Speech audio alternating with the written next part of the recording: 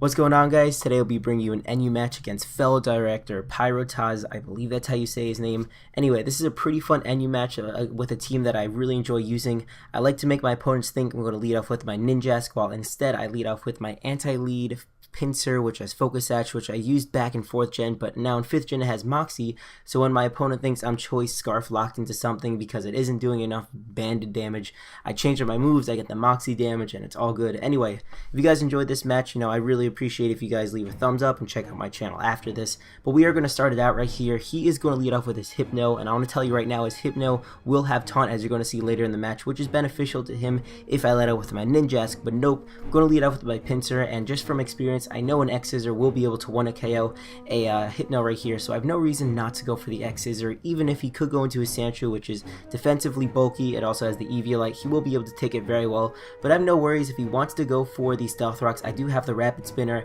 I actually am going to go into my War Turtle just in case he does want to go for his Stealth Rocks first turn. I also want to make him think that maybe I am Choice Scarf. Now I will be able to use that beneficially later in the match. He is able to get up his rocks right here, and he is going to switch out right into his Hypno. I did have an opportunity to go for the Rapid Spin, but I actually thought he would go into a Pokemon that can start countering me right away, so instead of going for the Rapid Spin, I'm actually just going to go for the Scald, and I am actually going to get the Burn, which is great residual damage against his Hypno. Now I'm not kind of sure what Hypno set this is. When I saw it originally, I typed in Hypno on Smogon, and I saw they have more of a defensive set and then more of an offensive set. I didn't think he was going to be Calm Mind, which he actually is going to show me either this turn or next turn, but I am going to go into my Probopass because I didn't think he would have the Taunt, just because, I looked at his Psychic and I'm like, well, he probably don't have it, so I might as well try to get my rocks this turn. Although this is my physically defensive Probopass, it's going to take that hit very well because it's not going to be super effective.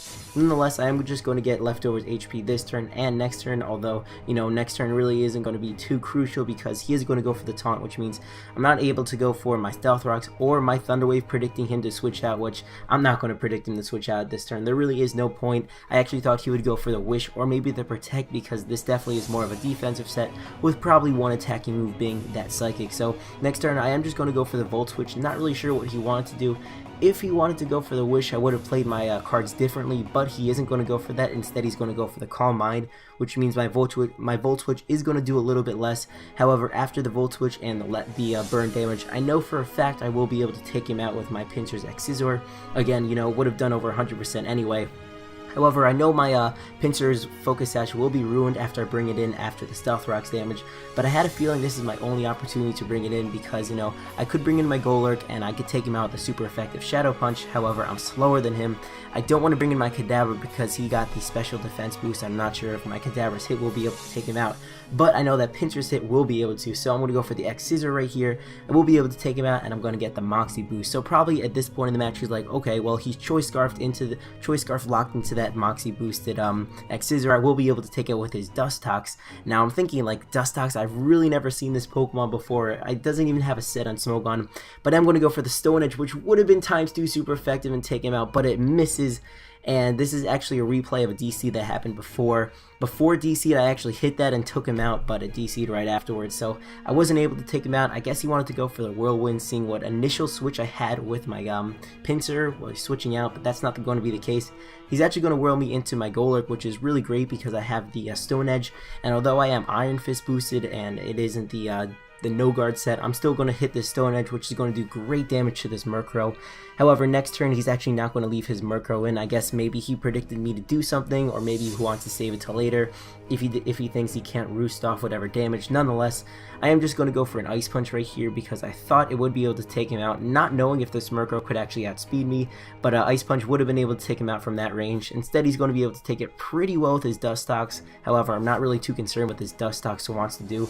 I am just going to go for a Stone Edge next turn. I know it will do more damage either way than the Ice Punch, even if he does go for the Roost. So I'm going to go for that, and unfortunately I do miss the Stone Edge this turn, but again, I'm really not thrown out by this Dustox, so he's going to go for the Bug Buzz. Golurk has kind of good bulk. I mean, when you think of NU, it will take it pretty well relative to the tier, so I'm going to go for the Stone Edge, finally hitting against this Dustox, but he's going to leave with just a sliver of health, which is really unfortunate.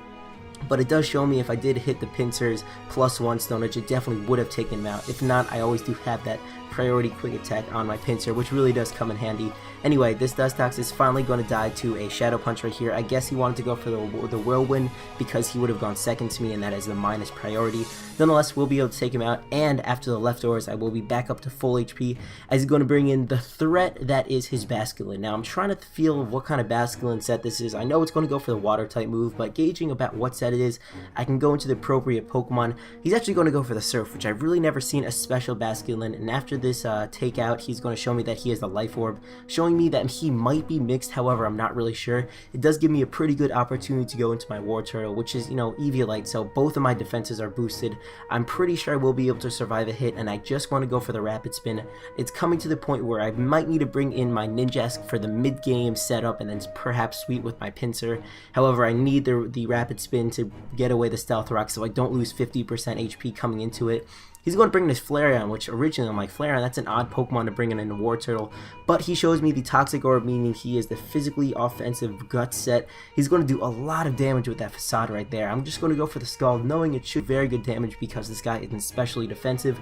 He probably isn't Calm either. Maybe Careful Nature, but I'm not sure. Anyway, that's going to do a really good amount of damage right there. And thankfully, it does the perfect amount of damage that after this turn, he's going to switch up moves, of course, go for the Superpower. That's always a good play, to switch up moves, predicting your opponent to switch out. But after that, he's going to live with just a little bit of health from that upcoming poison damage, which will allow me to bring in my Pinsir. Now, I'm not sure if this Flareon has the Quick Attack, but I do myself. I will be able to naturally outspeed him, so my Quick Attack will naturally be able to outspeed him. And because he has that little bit of health, it doesn't matter how much HP and defensive investment he has, because it will allow me to get the Moxie boost. And at this point in the match, I have a pretty good opportunity to finish off his team. The only threat to my team is actually going to be his Murkrow, which he's actually going to outspeed me with. Now, he's going to go for the Torment, which is just going to be a bit of a nuisance to my Pinsir right here. I actually thought if he would have outsped me, I don't know why he didn't go for the Wooloo, but maybe he didn't have it, but nonetheless, a +1 X-Scissor will be able to take out that Murkrow. The rest of his Pokemon, although he does have that Sandshrew, which is physically defensive, he really doesn't have a chance to live a +2 attack, especially from my Pinsir. So he is going to bring in a Sandshrew as his second to last Pokemon. I have to go for the Earthquake because Torrent means I cannot go for the same move 2 times in a row. I do not take him out with the Earthquake, however, I probably would have from the X-Scissor because just looking at the damage that the non-stat move did, he's going to get up the rocks. I'm really not sure why he did that. Maybe he thought he would be able to take me out with his Basculin and perhaps sweep my team, and he needed the rocks to take away my Ninjask. However, I do have the Focus Sash again on my Kadabra, so nonetheless, I would win this match with my Kadabra or another Pokemon, but I'm just going to go for the Quick Attack with a +3 Pinsir. Unfortunately, it does not take him out, but Pinsir is a boss right here. I'm going to be able to survive 2 Aqua Jets, not only this one this turn, but I'll be able to survive the next one, and because I'm still tormented, I cannot go for the second Quick Attack in a row. Instead, I'll be able to take that Aqua Jet and then finish him off with just, attacking move, winning this game, I believe, a 4-0. Nonetheless, it was a really fun game, fun Pinsir sweep at the end, and I hope you guys enjoyed that. I actually wasn't able to use about 2 of my Pokemon, or maybe 3 of it, kind of 2, I guess, the Ninjask and the Kadabra, but nonetheless, hope you guys enjoyed this match. If you did, leave a thumbs up and all that good stuff. Thanks, guys, for watching. Rate, comment, subscribe, and as always, take care.